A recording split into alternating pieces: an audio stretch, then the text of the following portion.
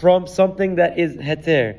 Lefi shelimiut chashivuto arehu tafel ubatel klape heter. And we'll give an example right now. Because it's so insignificant, even though in theory it should be muktzeh, but it has no value and it's insignificant, no one really cares about it, then it's not a problem and you can't still move it. For example, what? Someone who walked on grass and some grass got stuck between his feet, on his feet, between his toes. He's allowed to remove those pieces of grass from between his feet, and it's not considered mishum she'enam chashuvim kelal. They're not important whatsoever. And they're batel, they're stuck to the person's body, and they're batel to the person's body. He's allowed to clean himself of these grasses. And similarly, a small feather that's on someone's jacket or on your clothing. I'm wearing a big jacket, sometimes it puffs and a little feather pops out. You're allowed to take off the feather and shoo it off yourself with your hand. Why? That feather, how much is it worth?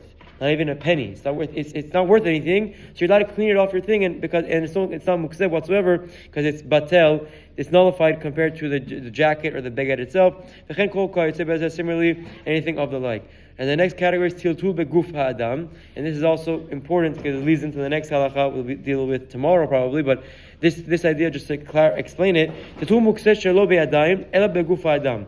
Moving muktzeh, but not with my physical hands, rather with my body, with someone's body.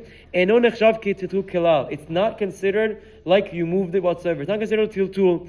Umutar afilu tzorach muktzeh, and it's mutar even if you're doing it for the sake of the muktzeh item. Lefichach mutar lidchof muktzeh begufo beraglav. I'm allowed to push muktzeh with my body or kick it with my feet. To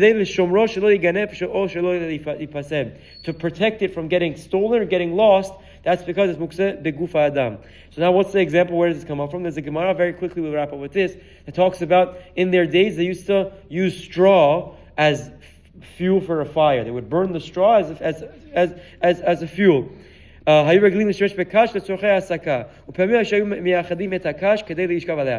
often I had this pile of straw. I would use it as a heat to have a fire. I would also designate it as a something to lie on, to relax on, as a couch or as a bed, something to lie down on. It was soft and it gave some support. So what happens? Hilchot Kasha munach ala mita כשסתמו עומד להסקה והוא מוקצה מותר לנעננו בגוף כדי שיהיה נוח וראוי לשכיבה.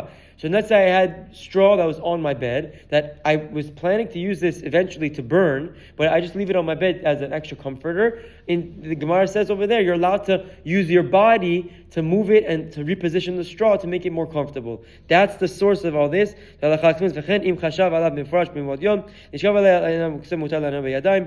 however, if you designated it to be slept on and not to be moved and not to be set for a fire, that'll be mutar whatsoever completely, and you can move it. But that's the source of where this Tiltul BeGuf ha'adam originates from. And now this important introduction is going to be needed for tomorrow's halacha with Tiltul min hatzad. That's very, very important, very practical. Have a wonderful day.